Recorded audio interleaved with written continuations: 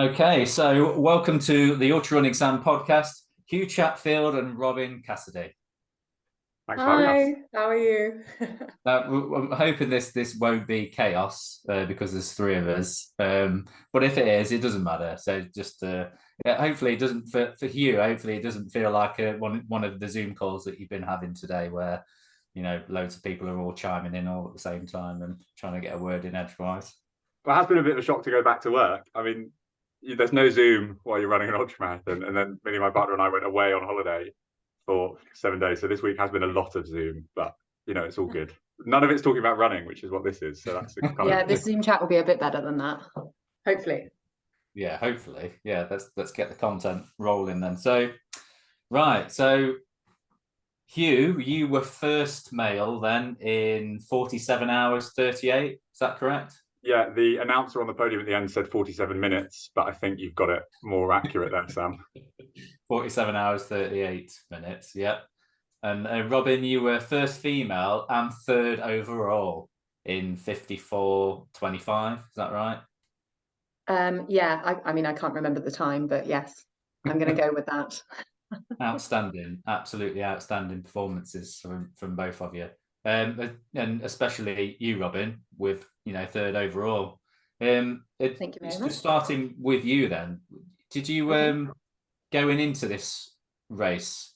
Had you got your sights set on the podium, or was it something that was an afterthought? I think my priority going into the race was kind of more my own personal goals rather than kind of where I was in relation to everyone else. I haven't done multi-day events before, so there was a lot of unknowns in terms of how my body would cope after kind of 2, 3, 4 days of running on the back-to-back. And in terms of the course itself, it's such a big undertaking that I think my only focus was get to Cardiff and survive the week. And anything above that would have been a blessing. But for me, it was very much, just surviving the week. And I didn't really consider positions at all before going into the event. What about you, Hugh? Had you got your sights set on the podium? I was smiling because I think I started there when I signed up, and I first did a recce, and I remember first going up Knipt in 6-7 months ago and being like, wow, this is a massive undertaking. But then I built quite a lot of confidence through recceing, and so I set finish, and then actually close to the race I was targeting top 3. I think I was actually looking at the week before when I looked at everyone else on the start line. Broadly, I decided that most of the winning times were, this is going to sound silly and a bit cocky, but I did decide that most of the winning times were doable based on recce's. So it was more a question of managing the heat and managing myself that I thought I could run a time like that. So it actually moved through time. And actually, when I stood on the start line, I was there to race it. But when I signed up, I was there to do it, which was an interesting journey. Yeah, amazing. I also think with races like the Dragons Back, there's so many more elements than just the running. So there's so many other things that can happen during the week, and I think a lot of the runners did experience that as well, in terms of your management of your feet, how you manage your nutrition, what your admin's like in the evenings. So your own running performance going into the race isn't the only factor. So you can be a very, very good runner, but if you don't manage all the other aspects, so it just makes that prediction of kind of where people would place. Yeah, I think running was the easy bit. I said a couple of times when people asked me questions along the way. There's all managing the heat, managing the food, trying to sleep, all of that kind of stuff. Yeah, but that was all new to me as well. Like you said, Robyn, with a multi-day event, I'd not done one before. I'd done big back-to-back days, but that nothing replaces racing back-to-back. Yeah, absolutely. So just thinking, going back a step then, in all the excitement of there being 3 of us, I've completely overlooked my normal first question for every podcast that I do is to ask the interviewee their backgrounds in running and how they got into running and how they got to the point where they are now. So, Robyn, ladies first, can you sort of give us your brief history, or go back as far as you like, as much detail as you like, how you got into running and how you got to the point where you're winning the Dragons Back. Yeah, sure. So I have always ran. I've ran since I was a kid. So did the whole athletics thing at school, cross country in the winters. Probably less so during like uni years and things like that. And then I started to kind of explore other sports as well. So dabbled in a little bit of triathlon, not very good on the bike or swimming. So that kind of cut that short pretty quick.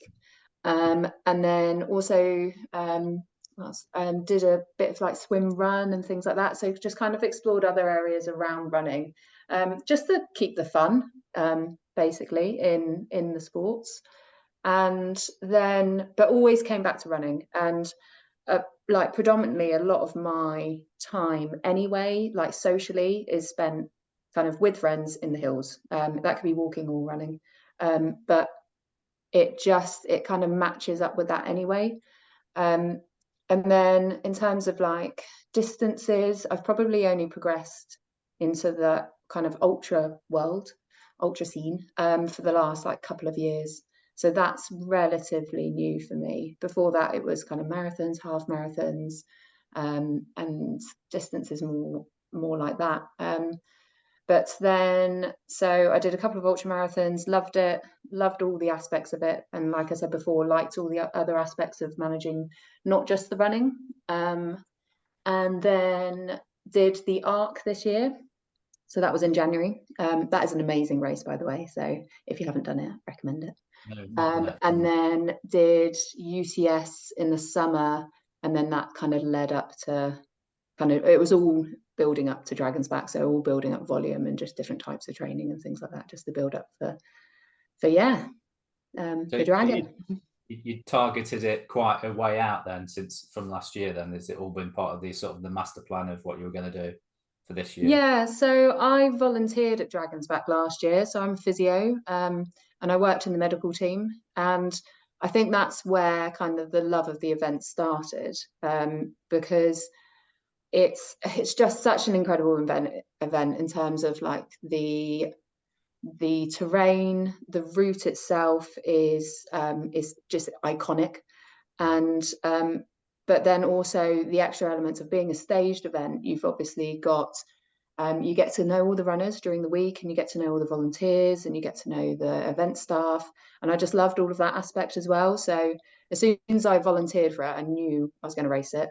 And that kind of gave me that kind of year's kind of plan to build up for it. It's funny how when you volunteer for a race, I think that sometimes you can be sort of trying to convince yourself that you don't want to do that race. You're like, oh, I'll just volunteer for it and just see what it's. I was like this with the spine, that when I volunteered for that for a couple of years. The first year I was like, oh yeah, I'm volunteering, but yeah, I'd never do the race. It's not really my cup of tea. It's too far for me. Why are you there then? Yeah. And then sure enough, I did the summer challenge in North, and I'm doing the full winter in January. So I think when you see a race from that perspective, do you think it sort of takes away because sometimes you can have a bit of fear with races, can't you? That you're like, whoa, that's a big race. And then when your feet on the ground as a volunteer, you kind of get a bit of an insight into what it takes to be able to do a race. And you see people and you think, well, they're not much different to me. Surely I can do it. So was that the thing with you then, Robyn, that you just sort of, did you see people, the competitors, and just think, I'm definitely going to do this now? No, I don't think I was kind of pitting myself against the other competitors when I was watching them. It was more just getting an understanding of the route and kind of how things work in camp at the end of the day. And I think that's a real big advantage. Like already seeing where the camps are and how the camps function gives you a huge advantage, because it's just one element that you don't have to that is, well, I guess is no longer an unknown. So that in itself was an advantage. But also like the fact that if you volunteer, you get a lot of people that volunteer then do the event next year. So you get to know a lot of people that are running the race. And I met some amazing people during that week of volunteering, who I then went on and did recce's with throughout the year, and had an amazing year of just doing recce's and having some really, really fun weekends. And then when you go into the event, you know a group of people. I knew everyone in my tent before I did the event, and I'd spent some good quality time with them all. So it just made it so much more of a richer experience. Yeah, so you've already built up though that camaraderie before you've even got into the race, because that's the sort of thing with ultras that you make friends, don't you? In ultras, you're with people for hours and hours and hours. You see each other peeing behind bushes and all sorts of stuff like that. So you end up having that bond and that friendship build quite quickly. But I suppose you've already got that going into the race before you even start doing it. Yeah, that's interesting.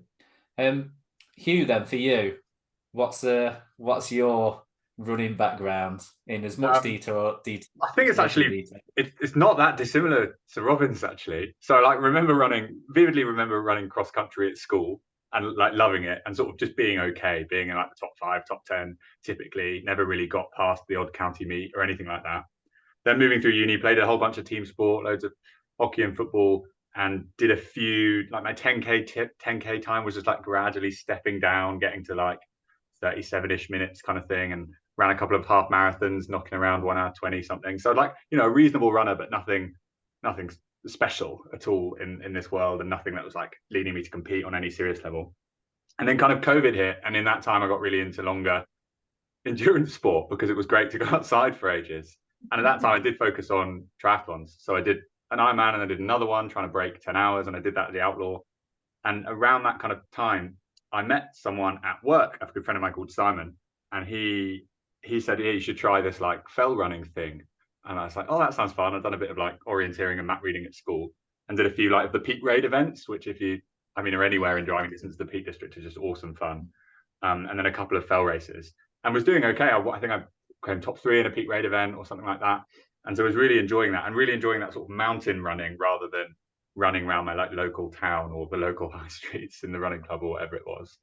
And then just started focusing and doing more and more on that, ditched the triathlon thing and started taking up longer and longer and harder fell races. I got a top 5 at Wasdale a year or so ago, and from that was like, okay, I should probably take this quite seriously. Did a Bob Graham, which I really loved, and it was a similar process to the Dragons Back, like working through it, and that was a year or so ago. And then this year I had 2 A races. One was, I basically followed Robyn around this year. One was the UTS 100K rather than the full 100 miler, and then the Dragons Back. And then we also both ran at the Helvellyn Sky Ultra in around Place Fell and Patterdale earlier in the year. So basically following Robyn around, trying to match her speeds on the women's course of the men's race. And then targeted Dragons Back, and have been targeting that race for 9 months. But I think for the last sort of 4 or 5 months leading in is when I changed my mindset about it. Rather than just do it as a lifetime experience, it became race it.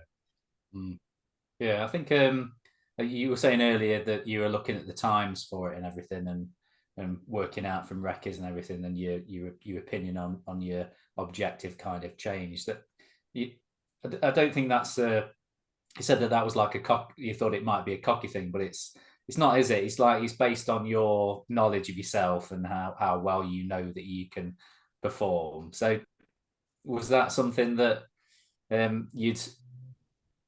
was it unexpected that you thought you'd gone from recceing it and being happy? I think the unexpected result I got this year was came 4th in the UTS 100K race, which was like, I guess the only metric you can use to judge these things is UTMB points. So that was an 800 plus UTMB point time, and that I wasn't expecting. I was expecting to place well and be in the top 10s or 20s or whatever, but I wasn't expecting to do that. And so I think that really set the framework for, actually I can run long distances at this level and this speed. So I think that was the moment it sort of changed in my head. Yeah, amazing. So you are you sort of targeting moving towards UTMB? Is that sort of on your I don't know. I don't know if Robyn you feel the same, but I feel this like massive pull in 2 directions. One, there's this like the fell running scene of like, Wasdale and Buttermere and Borrowdale. I've never done Ennerdale, Buttermere or Borrowdale or any of those like big fell races, minus Wasdale. And I feel a massive pull to go and try some of the, those raw original races, and then there's a huge pull to, you know, go to Europe, but going to Europe is much more expensive, isn't it? So, and it's also a different style of running, right? The courses are going to be marked. Maybe it's sort of the hills are bigger. It's a slightly different vibe and style. So I feel those things very much pulling against each other. I think probably I will try and do a bit of both, but yeah. Can't see why you can't do a bit of both. I was watching Jack Scott. He won a race, a fell race recently. Yeah, the Groovy Kinder one.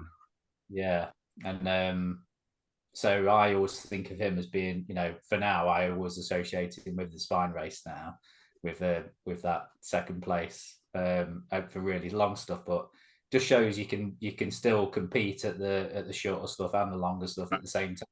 So you just got to sort of sort your focus out for the year and decide what's more important to you. But there's so many races out there, isn't there? You're spoiled for choice, aren't you? What Robyn, what was your sort of experience of fell racing and stuff then? Is this something that, are you gonna switch back to shorter fell stuff, or are you gonna stick with longer stuff?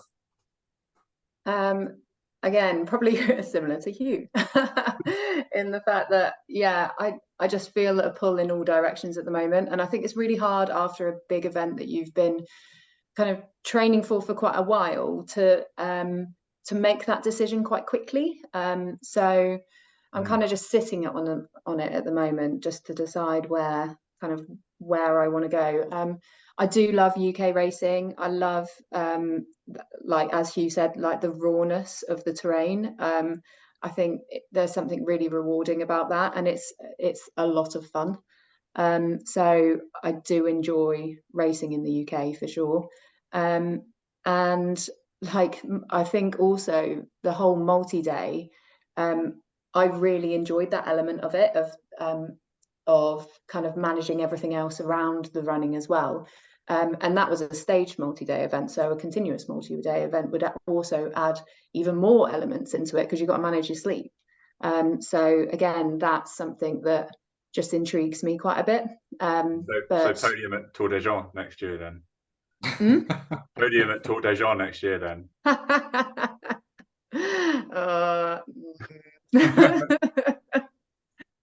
I'll just make my own event. You'll just see me just running, I don't know, from south to north coast or something. I don't know, make it up. Awesome. Well, so for you then, Robyn, for somebody that's going to tackle the Dragons Back, what's your sort of advice on how to approach training and preparing for it? You sort of talk about your own, you know, your own preparation for it, and how much detail someone needs to go into with, you know, like you prepared by volunteering at the race. Do you think, is that necessary, or do you think you can sort of prepare, you know, like if you were preparing for a race you'd never been to before or had anything to do with? There is an element that you get from volunteering from it, even if it's just meeting people that are doing the event the next year. I don't think it's essential. I just think about building it up in the long term. It's not a race that you can kind of, well, I don't think you could perform as well if you signed up relatively short duration to the race. You do need to give it some time, and also enjoy the process. Like, it's a really enjoyable process to train for Dragons Back. In terms of training, probably the first thing that I think of is just recce the route, if you can, if it's available to you. Each day is very different, and each day comes with its own challenge, and you almost need to draw on different running skills each day. So you've got day 1, day 2, which is a lot more of the mountainous terrain, a lot more technical underfoot. You've got obviously Cribgoch and Tryfan if you're not that confident with that sort of kind of ridgeline, scrambly sort of work. And then you've got day 4 and day 6 is a lot. The elevation is, well, I say a lot less reduced. It's a little bit more reduced than the other days, but there's a lot more runnable stuff. So again, it's just making sure you still got that run fitness as well behind you. What else would I say? I'd probably say as well, like think about kind of your food. as well, and think about your hydration plan. So something that I did, which actually I found really beneficial, is in terms of my hydration, that's something that I got quite wrong when I did UTS, and my nutrition I got quite wrong when I did UTS, and I learned some lessons from that. I actually ended up approaching Precision Hydration, and they helped me out in terms of just giving me a lot of advice on hydration plan. I also went and did one of those sweat test things, so I could just make sure I could get the electrolyte levels right. And then I really sat down and kind of went through day by day in terms of distances, predicting times, where the checkpoints are as well, because your support points aren't exactly halfway through the day. So it's kind of thinking about how much food you need at the start compared to the end. And I just created list upon list upon list, and a lot of spreadsheets as well, just to make sure that I had everything right and everything that I needed that day for the week. And it meant during the week I didn't have to think about it. Everything was in bags, everything was already prepped, and it was just get back into camp, pick up your bag of food for the next day. It kind of said how much what I needed in terms of my kind of water, electrolytes and things like that for the next day, prep it all, chuck it in my bag, and I was good to go. So it's like little things like that that really helped during the week. I think that's all I've got at the top of my head so far. Quite a lot. That is rambling on. No, it's good. I think that level of detail is needed to succeed, isn't it? I think. But then I'm going to ask this question to Hugh, and he's going to say, "Oh, I just made it all up on the fly." What was your experience, Hugh? Yeah. With, so I think the question was like, what did you do to prepare, right? So there's some similarities, and then I'd call on maybe Jacob, who came second, as a differentiator in some ways. So yeah, I mean, run loads is like, first of all, you've got to build up the volume, and you've got to be knocking big hours and big vert and big distance for several months if you want to race it, right? I think if you want to do well, you can. Well, it depends on how much pain you want to put yourself through, but to race it, you've just got to be putting in the hours and the time. Then eat loads, both in the run up and on the course. And yeah, I did have a plan. I don't think I had spreadsheets, but I definitely had a spreadsheet, and it definitely had some formulas in it that I wasn't expecting to use for prepping for a race. Broadly counting carbs. And then yeah, I was doing hours and time planning, like Robyn said, about when are the support points, how much food before, how much food after. I didn't do much water planning, but there was loads of water planning then in the week. So I didn't do quite as much sort of hydration planning as Robyn described, but in the week, that because of the heat, that became massively important every night, counting hours, thinking about streams, counting milliliters of water and things like that. Then yeah, I did loads of recce-ing. And I think that does save you time. It definitely gives you a mental edge.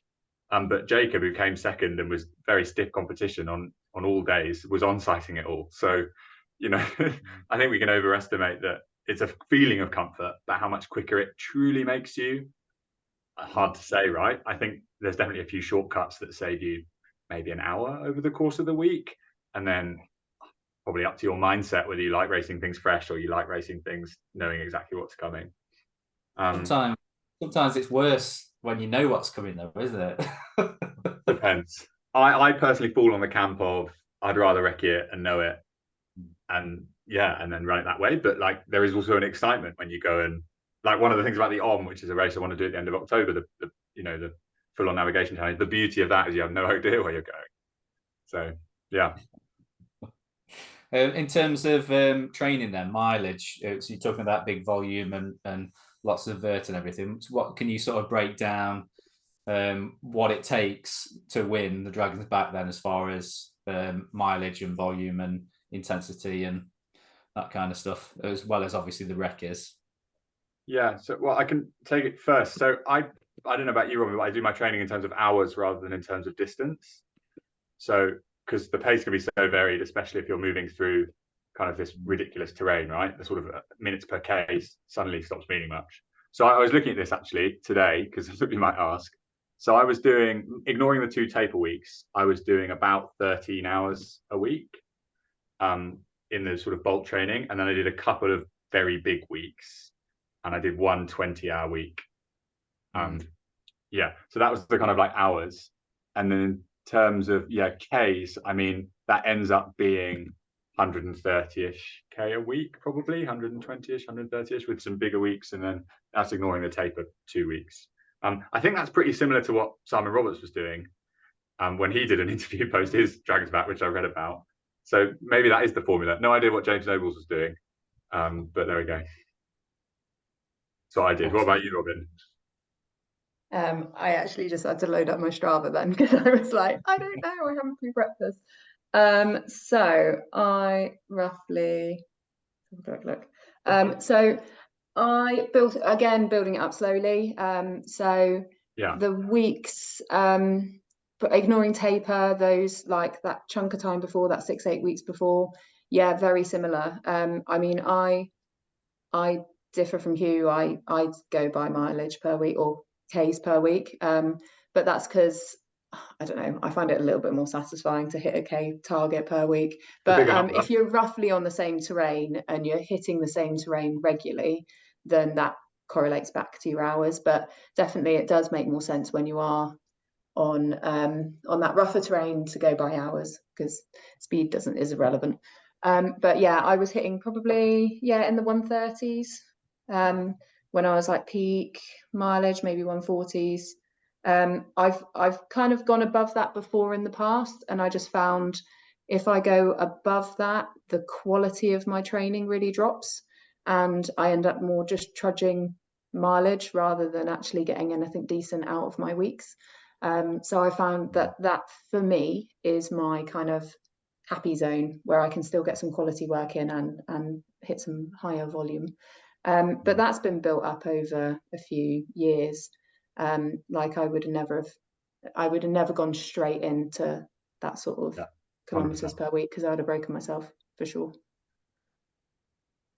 Yeah, one interesting difference, Robyn, maybe that I don't know where you live and train, but so I live where there's no fells, down in North Hertfordshire between London and Cambridge. So to get more out of my training, I have to vary it. I have to do bigger weeks and smaller weeks rather than a slightly more consistent load, because I have to take advantage of when I go up to the hills. So that might be, mine does look a bit more varied in that sense. Yeah, because an hour around here where I get to get some rollers in and 100 meters of elevation is very, very different to an hour, out of the Ogwen Valley.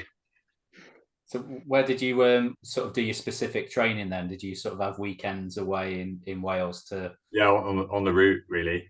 Yeah, so a little bit of the recce-ing for UTS, doubled up as recce-ing for this, and then yeah, loads of time on the route. I ran the Rinogs, which is the like crux of day 2, maybe 5 times now in all weathers. I was just great fun as well. Like I'm lucky at this moment in my life to not have many dependents, and my job's fairly stable, and those things allow me to go and spend those weekends away. And it's just a holiday weekend. I mean, you just go and cover some beautiful mountain terrain and double bang for your buck, a wonderful weekend and some quality training.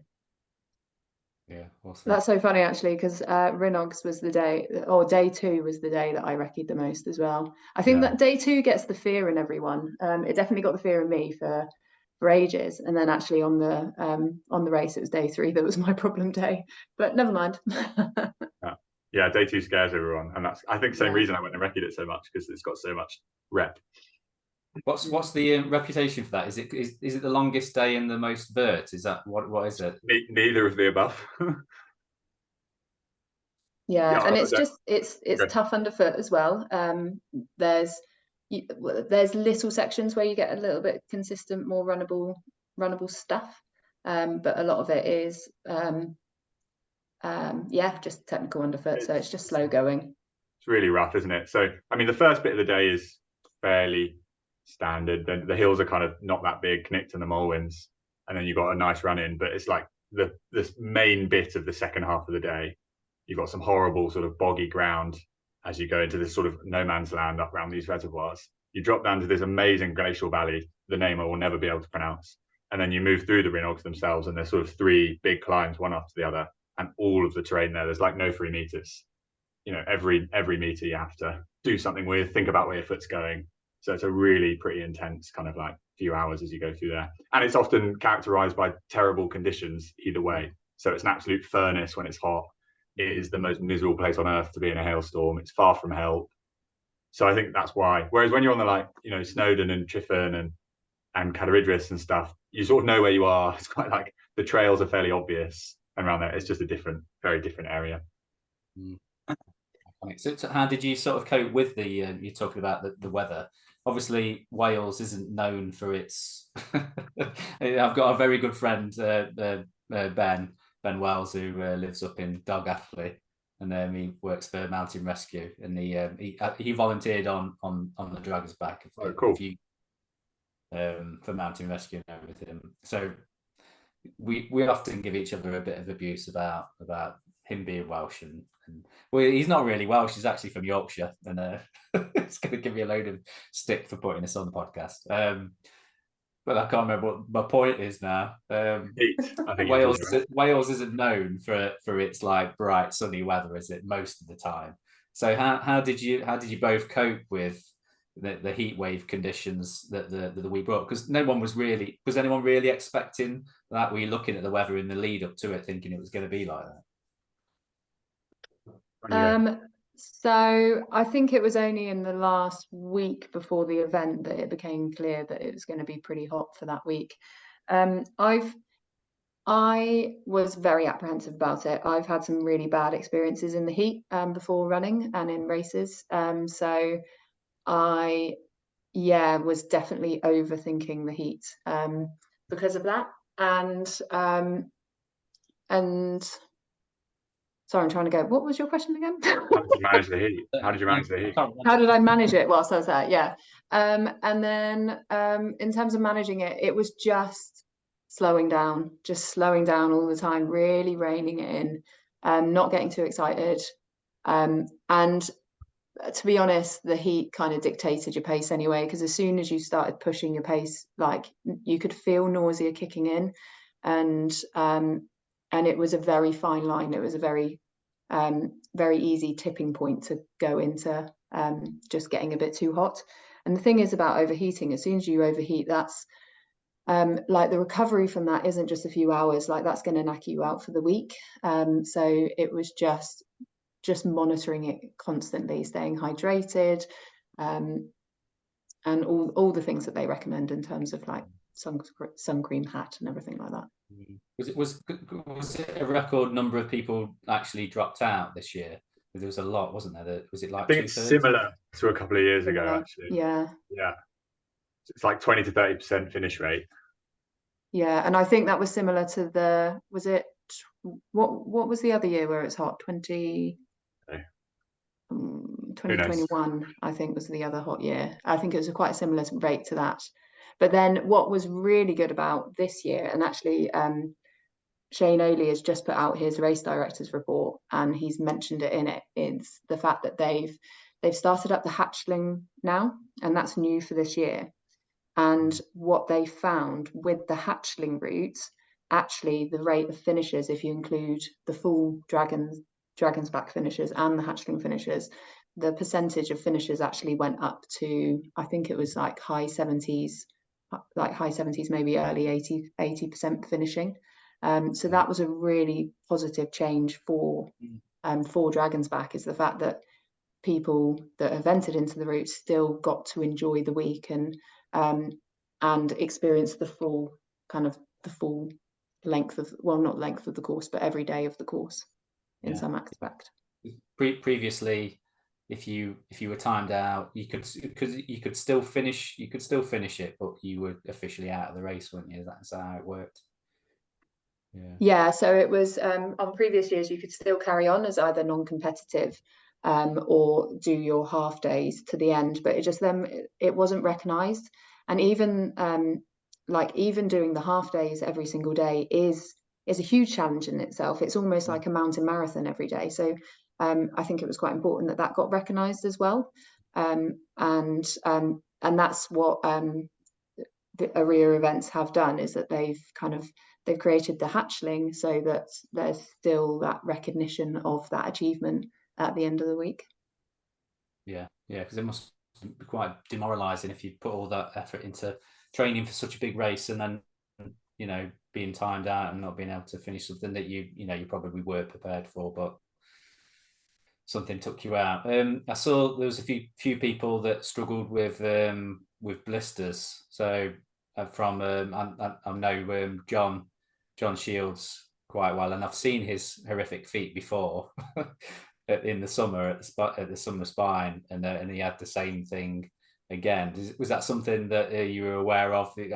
How did you guys' feet fare during the week with it being hot and your feet swelling and everything? Yeah, or just quickly on the water point, the other tip is buff dipping. And however brown the puddle, in goes the hat and the buff. However much cow poo or whatever it is, because if your choice is, heat stroke or heat exhaustion versus being a bit wet and cool, I'll choose that every day. But yeah, otherwise, gone. I'm pretty sure I dipped my hat in some bogs quite a few times. Very questionable. Yeah, still works.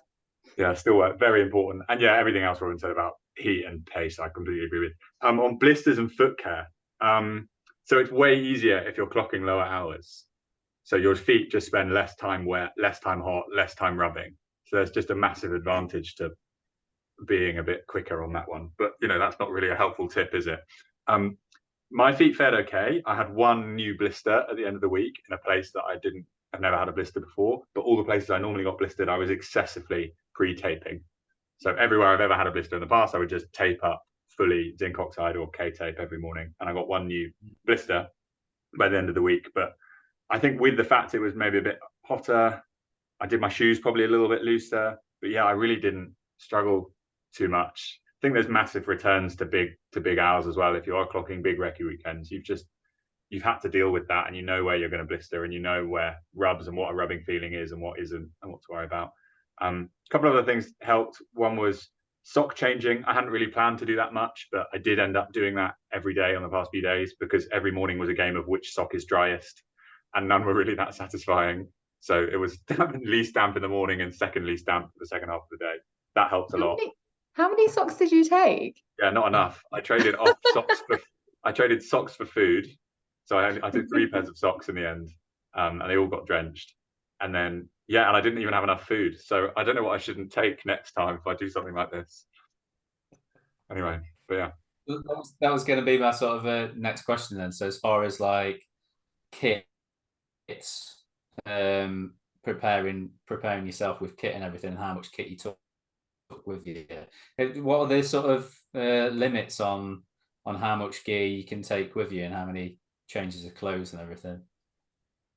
Robyn, what was your plan for the limit for the bag was 15 kilos for the overnight bag, so that has your stuff in for all of the week, and including your sleeping bag and your roll mats and your camp clothes and everything like that. And then it was 5 kilos. 2.5. Yeah, that's it. Because I thought it was 5, and then I found out it was 2.5 the week before. So 2.5 kilos for your drop bag. And then anything you want to carry. Yeah, which is anything that you want to. So your drop bag, which you pick up at halfway, and then anything that you're carrying throughout the day. It's completely doable, those weights, but it is tight in terms of you do have to pre-plan it, and you have to pack it a few times. You have to sacrifice items that you really wanted to take. And in terms of clothing, I think I took a couple of pairs of shorts, three or four t-shirts, and a couple of long sleeves. Took a couple of pairs. So it's not like you have a clean set of kit for every single day. I think I spoke to some runners that did, but I don't know what they sacrificed to be able to take those clothes. But you can kind of wash your clothes or rinse them in rivers in the evening, and there is a drying tent, so you can wash one, wear one. You do stink a bit at the end, but everyone stinks, so it doesn't matter. And then it's just being there's not that much room for kind of luxury items, I would say. I don't think I had a single luxury item. Any extra space, I was just throwing extra food in, and I still didn't have enough. So that was my challenge with weight.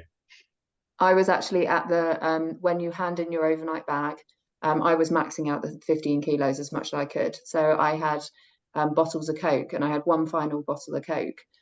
which was just over. So I was drinking bits out of it just to drop it down just to 15 kilos. As soon as it hit 15, I was like, put it in. So I mean, that's as fine as I got to the weight limit. Yeah, that's one level up for me, That's but good. I was still pretty precise about it. Yeah. Putting it fine, absolutely, level of detail. What foods worked for you then? Because obviously over a multi-day race, gels and stuff like that don't always cut it, do they? And especially if it's hot. What were your go-to foods for the week that you found work for you, or you think could work for other people doing that race? Anything and everything at all times, as much as you can possibly eat, is where I got to. So I planned, because it's ridiculous. So I planned out something like 80-90 grams of carbs an hour, which I think is like pretty standard for this type of thing. I think that's like for if you're running a competitive time, that's like a pretty standard grammage for a man anyway. I'm not sure if it's different. And that was a mixture, some gels, some chews, some bars, some crisps, and some other like non-sports bars. Trying to get the ones and the bars and the gels that are more carbs per sachet per thing. And then that worked well for day 1, day 2, day 3-ish. And then when day 4 came, I was eating, I haven't done the maths, but something like 150, 160 grams of carbs an hour. And I was at that level most hours for the whole last 3 days. And I was just baffling amounts of food that I was coming into support stations being like, did I really eat all of those gels and all of those things? Scrounged a little bit from the donations box. Runners who do go home, some of them are very generous and leave a little bit of food in the, I'm not going to use this, you can take this on. Scrounged an emergency gel from Owen, the 5th place male, at the end of day 4 as I was crumbling on the road section. Scrounged 10 gels from Ian, who was 5th or 6th or something as well, just before day 6, and ate them all, just eating permanently, a walking, running picnic through Wales.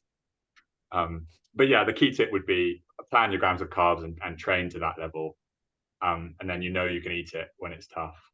I think that's it. I think you have to really, like Robyn was saying, there's so much you have to manage when you're running over a marathon, and this is vitally important to be eating loads. Yeah, Robyn, what was your approach? So similar-ish. I planned for around 60 grams of carb an hour, and I had a mixture of mainly gels, some chews, and then I had a mixture of food because I just knew flavor fatigue would hit in at some point. So I had some like bars, a few savory options. I know some runners are quite kind of varied in terms of what they can eat whilst they're running, in terms of like some people take baby bells and pepperonis and various other options, but I'm like quite simple when it comes to food. And then as it turned out, all I could really tolerate was gels throughout whilst I was running. So I pretty much did every single day on gels. I was pretty sick of them by the day 6, but they were the only thing that I could get down and it wouldn't irritate my stomach. And I actually during the week my stomach was relatively good with that.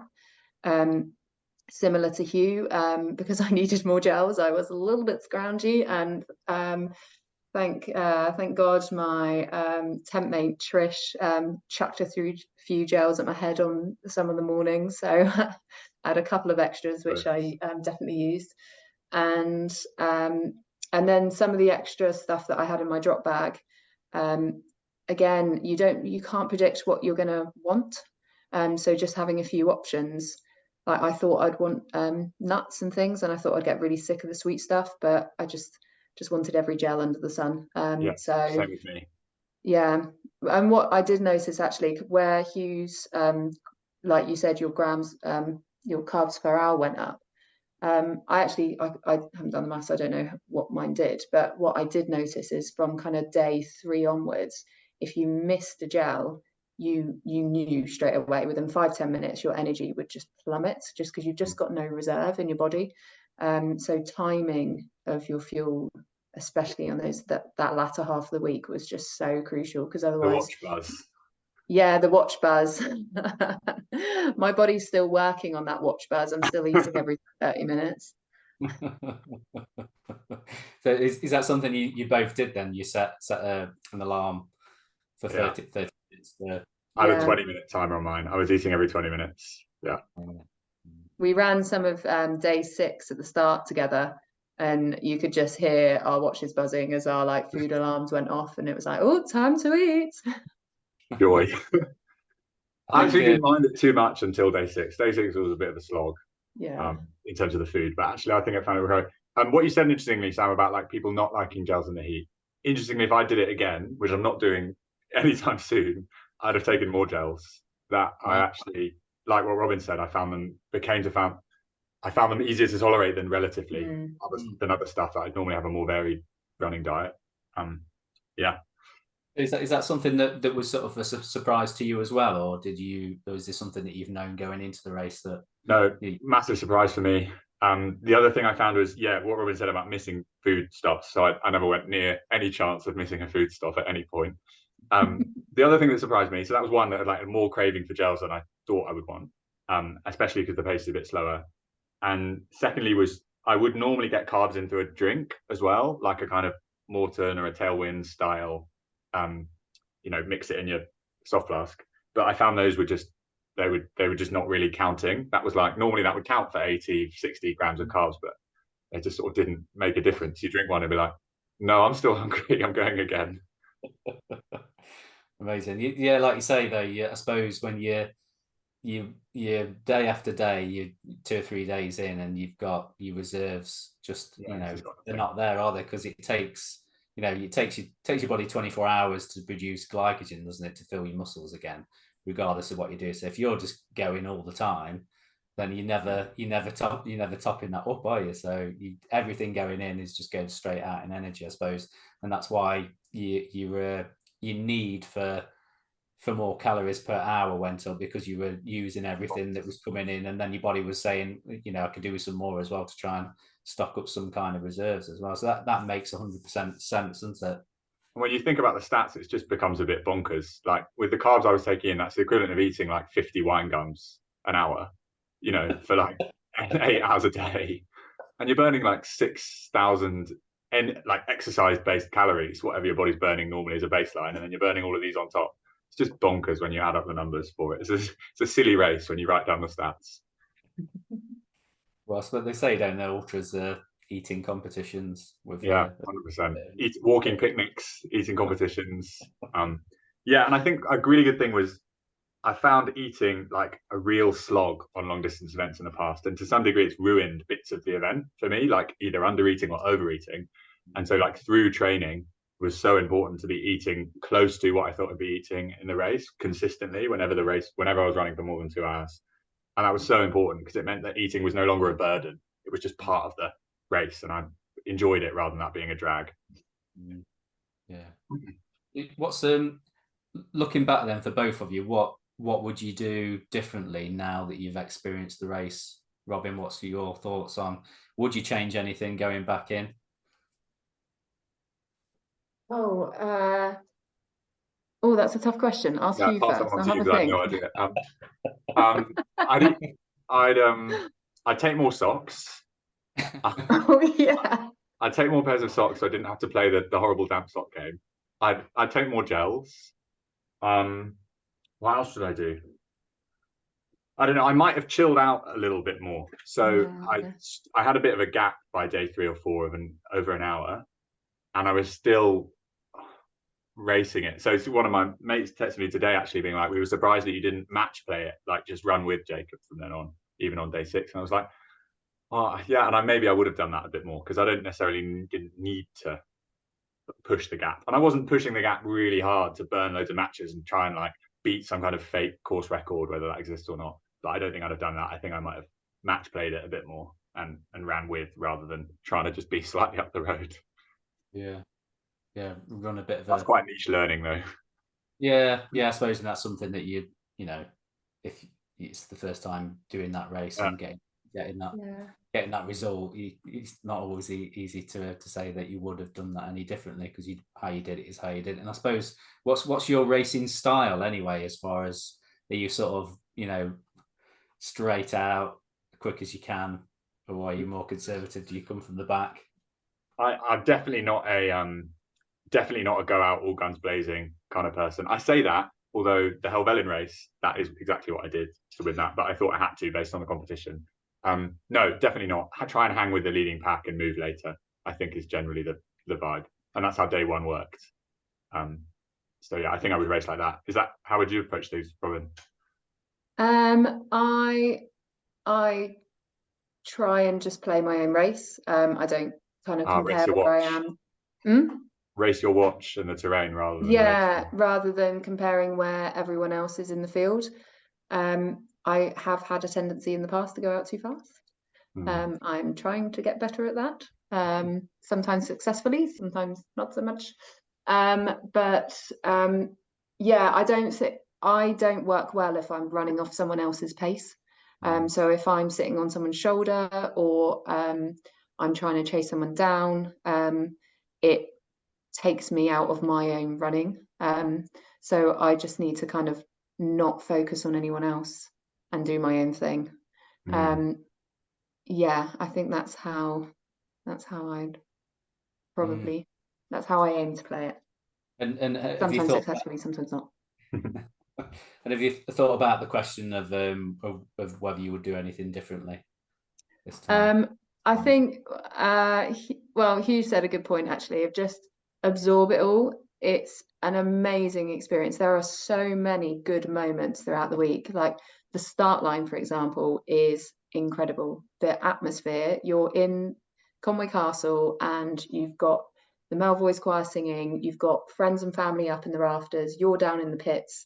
The sun's coming up, and it's just an incredible experience. And it's just taking more moments to sit back and absorb it all, because it all happens so quickly. And because you are so focused on kind of what's the next thing to do, where's the next checkpoint, where's the next water point, I've got back to camp, right, I need to sort out my stuff. The whole week flies by, although at the same time it goes very slowly. But it's just taking those moments to pause and actually kind of take everything in, because it's a really special experience every single day. And yeah, if I could, do it again, but just do it slower and just absorb it all. Well, now you've won it, Robyn. You can do that. It's there in my head. Sometimes racing an ultra, you can miss a lot, can't you? Because you're so laser focused on a result or chasing somebody down that you don't always like take the time to stop and have a look at the surroundings. I suppose you've done it now. You've won it, so you could go back and be a tourist. A good friend who was actually in the tent in my tent, Andrea, she said to me, well, when we were recce-ing, she just kept on saying, like, Robyn, look up. And it was just that reminder of just like, look at where you are, appreciate it. So we kind of said that to each other in the morning sometimes. You had great weather, didn't you, for the views? Because I've been up Cribgoch a few times, and fortunately it's been really nice weather when I've been up there in Trefan and everything, and it's been like blue skies. But equally, I've got friends that have, every single time they've been there, it's like been like fogged out and they can't see anything. So you had great. You did have. Did you have any bad weather in the week, or was it clear every day? I think I saw 3 clouds. Yeah. No, it was glorious. Glorious. I think what Robyn said about slowing down. I don't know how I feel about that, because I was slowing down a lot in the recce's and really enjoying it, and then in the race week I think racing quite a lot of the time, and that was the fun of it for me, I think, in some ways this time round. But there was definitely a moment at the end of day one when I was lying in the stream, luckily by myself. I had a lonely stream, and I was just looking at the mountains, and they were gloriously lit in that wonderful summer sun. Late summer sun. So yeah, there were some special moments, and the view over the beacons in day 5, and it famously rains in the beacons a lot, right? So yeah, that was just incredible, seeing like all of them in a row and blah, blah, blah. Yeah, I think I saw that picture. There's a picture on the Montane. There's a picture of the view that I can see in my hand. Yeah, that one. Oh, amazing. Really special. I had a look at that today. I thought, wow, that looks awesome. Yeah, amazing. I think that's the first time I've seen the Wreckins with actually a view. I've never actually seen them. I've been there a few times. Always been foggy and rainy. Yeah. Oh, awesome. So, right, for both of you now then, what is your focus as far as like what's on the horizon for you? What races have you got So, booked so in? Robyn's going to say a race, and I'm going to sign up to do it as well. Yeah. Are you going to follow me around for 2024 Well, as well? I think the next race you're going to say I probably am going to do as well. Let's see what you say though. Oh, wait a minute. I wasn't actually going to say any race. Oh, interesting. Go on, what race were you going to do? Well, And then I'll thinking tell you more and more afterwards about. if I was going to do We that. talked about this at the end, right? I'm thinking more and more about Tour de Helvellyn again in December. It was so fun last year. It's a race with so much character. You know, it's not quite the same as a big U10B race or whatever, but you know, you start in the community hall in Ascombe. Is it Ascombe? I think so you pronounce it. And you go through some of the classic fells and passes. Yeah, I'm having to think about that. Will depend how the recovery goes in the next few weeks.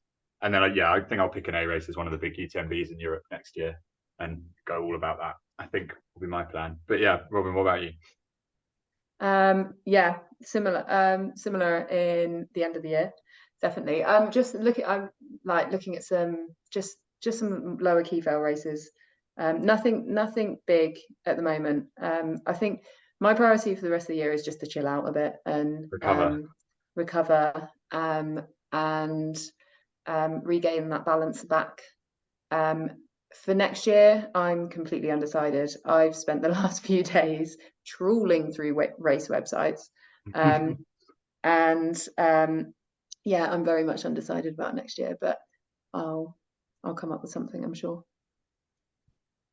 Amazing. Tour de Helvellyn, that's a great race. I did that in the winter of 20. Was it 21 or 22? I can't remember now. Yeah, and there was a temperature inversion, like going up. Yeah, when the clouds and the valleys. Yeah, and I'd never experienced that before, where it was like absolutely, it was like frost in the valley, completely frosted out and freezing, and then you just got to a certain point up the climb where it was literally you could like step a couple of steps forward and a couple of steps back, and it was like winter and summer. It was bizarre. It's the weirdest thing I've ever experienced. And so I was like all togged up with all my gear on, all my winter gear on, and then got just literally a couple of meters through this inversion and just started stripping all these layers off. Yeah, amazing route. Love that route. See you there this December then, Sam. yeah, maybe actually, yeah, because it'll maybe as long as I don't scupper myself. I'm trying to recover from 2 years of having trouble with a knee, but I'm doing the winter spine January, so that is my focus. How's your training going for that? I'm getting there. I'm booked in to do next week. I was booked in to do the full route of the new 13 Valleys race. That's oh yeah, the 180, the big one. Yeah, okay. Yeah, so I'd signed up for that thinking you know that'll work out. A couple of months away from a few months away from the spine. That's fine. I can hit that. But my recovery since I did Challenger North, did the 160 miler in the summer, my knee didn't bounce back from that very well. So I've been rehabbing it, and I'm like back up to like this week I'll do about 50 miles, and I'll slowly like build myself back up to sort of 70 odd miles, maybe push a bit further towards the end. Are you doing much pack work? What pack work? What with carrying like the heavier pack whilst you're training? Yeah, I constantly since I signed up for doing the summer Challenger North, because you have to carry a lot of stuff for that anyway. Not as much as the winter race, but literally I brought the Montane Gecko 20-litre bag, and I just from getting that sort of early in the summer, sort of the end of spring, every single run I've done has been with that bag, and I've put stuff in there that I don't need. So I'm constantly running with a pack that's got 2 base layers in, a coat, 2 pairs of gloves, all that kind of gear, just to get used to just carrying gear. And I was worried about what it would be like for when I did the Challenger North, because all the gear you got to carry for that. And actually that bag fits, a bit of a shout out to Montane, but that bag fits so comfortably that once you've got it on, you don't even know that you're carrying any weight. It's weird. I didn't want to take it off, because as soon as I took it off, I could feel the weight of it and I knew what I was carrying, but put it on. So obviously the designer of that bag can sleep well at night. He's done his job. So yeah, I've done lots of pack work, and and all of my like, just even if I go and run down the trail near me and I'm only running like sort of 6 to 8 miles, I'm still taking that bag full of stuff. I'm just like living in a giant bag, getting used to, and I'm gonna have to get more carrying capacity for the winter race as well, because there's so much more I've got to carry for that. So, but I like gear. I like winter running, having loads of layers and loads of stuff to carry. Weirdly, I don't know why, but Sounds like it's the perfect race for it then.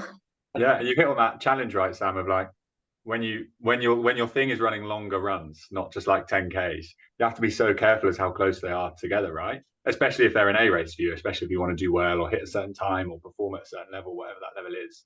You just can't put them close together. Well, you can, and if you're Courtney Dullwater, but if you're not her, then you've got to put some space in them, right? Between them. Otherwise, you just run so many risks, recovery things. And I find that it plays on your head, like, am I going to recover or am I not?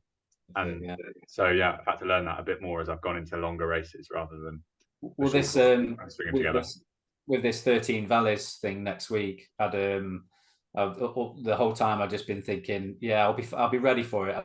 I'll be ready for it. And then the last couple of weeks, I'm like, I don't think. I think I was kind of being optimistic, thinking that I'd be ready for the big one. So I got in touch because I'm doing it through. I do a bit of writing for Run Ultra, so I do a few like race reviews and bits and bobs and stuff and articles for Kate at Run Ultra. So the place I've got on the race is through Run Ultra to do a review of the race. Journalist place. Yeah, it's a media spot, so I'm not paying for it, so I don't feel bad that I'll still do. I'm dropping down to do the 55K, I think it is, and I'm just viewing it as like as a training run in my block leading up to the winter spine. Ideally, I'd like to have done the long route just for the experience of doing it, but it can wait. I'll pay for it and do it next year. Sounds good. That does look like an exciting race, but the distance is kind of scary, I think. Somehow the Dragons Back, when you break it down into chunks, for me feels a bit less scary than a 100-miler. Yeah, it's 114 miles, and that's like, I'd imagine that's like just an estimate of the actual distance. I bet it'll be more like closer to 120. I bet it will. There you go. Is the 13 Valleys, is that a new event? Yeah, it's literally it's the first inaugural running of it next week. Yeah, so it's going to be interesting. There's still time. In fact, I think there's still places on the middle, one of the middle distances, which I think the 100K. I think there's still places on the 100K, so you can sign up. It's a pass from me. Maybe next year. At least if you don't do the big event next week, like you'll get a nice consistent block now, rather than a taper, a big event, and then a load of recovery. Yeah, it's probably now that you need your consistency. That's my reasoning, is that my blue sky thinking was, I'll be able to do it, and just it will be part of my build up. But in reality, it's the shorter distance will just be a nice long run. Sounds very wise. In some rugged terrain, and hopefully some spiny weather as well. So some rain and wind, so I could use all this gear I've got. Awesome. Well, anyway, stop talking about me. Thank you for coming on and talking about your individual races. I know it's been a bit hectic with the three of us being on, but it's been great to talk to you both about your sort of your different perspectives going into the race and what you expected and how it turned out. So I'm really pleased for both of you, and I'm looking forward to seeing what you do in the future, and I'll keep looking out for these race results that you've got. Thanks very much, Sam. Thanks for having us. Yeah, thanks for having us. Thank you. Cheers for coming on, guys. Bye. Bye.